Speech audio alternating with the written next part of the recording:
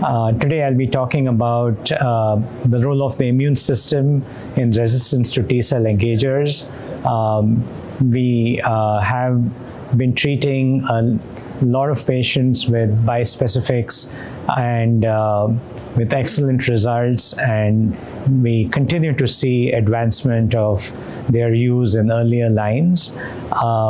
With this, the problem that we are trying to understand and address is how the patient's immune systems play a role in limiting the efficacy of the bispecifics and what we can do to overcome it. So the first mechanism I spoke about yesterday was immune editing by the innate immune system on antigens that are targets of bispecifics. And this has been well described by several groups for BCMA. Our group has focused on another target, GPRC5D, and found that there is immune editing in about half of the patients, at least, that happens. When this happens, the antigen is lost, and this is extremely important to know because more therapeutics are being developed that can be given sequentially against the same target. So patient might get a GPRC bispecific first and then a CAR-T after that, and knowing whether the target antigen is still expressed or not is very important. So towards this, one of our fellows, Tariq Mohideen, has developed an assay with our pathologists that can readily identify the protein expression in bone marrows, done routinely in most offices and academic institutions and even private practice. So this assay helps us determine whether the antigen is present or not. And we show in our data that the higher the expression, the better the patients do in terms of depth of response and duration of response. And in fact, at progression, patients actually lose the antigen, and this is seen in up to 80% of patients that we profiled. Particularly important is extramedullary disease, where myeloma happens outside of the bone marrow.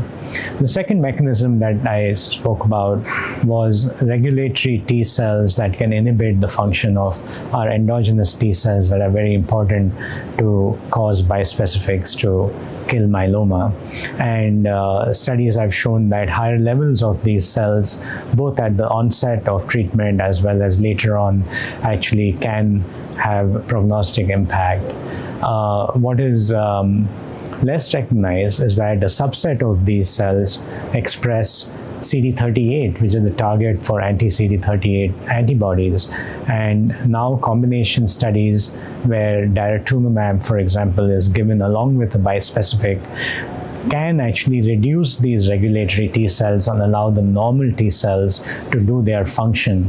In fact, in conjunction with the Janssen translational scientists, we have shown that the degree of depletion of these CD38 expressing regulatory cells correlates with the duration of remission from these combination therapies. So this is one mechanism that can be overcome with the current therapeutics and will be increasingly useful as patients get treated with bispecifics.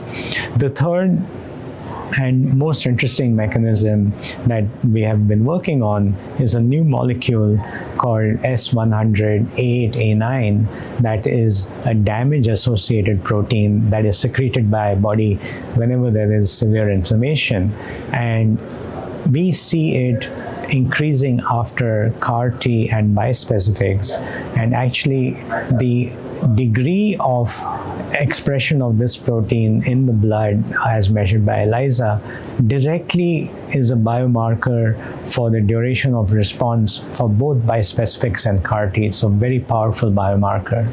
The way these molecules work is that they are our body's endogenous system to dampen the T cell activation that is happening after CAR-T and bispecifics. And in conjunction with Dr. Amit Verma's lab at Montefiore and Roshan Therapeutics, we have actually used a blocking antibody to this molecule that completely reverses in vitro the killing function of both CAR Ts and bispecifics, and are now using it in vivo in animal models and hope to take it to clinical trials.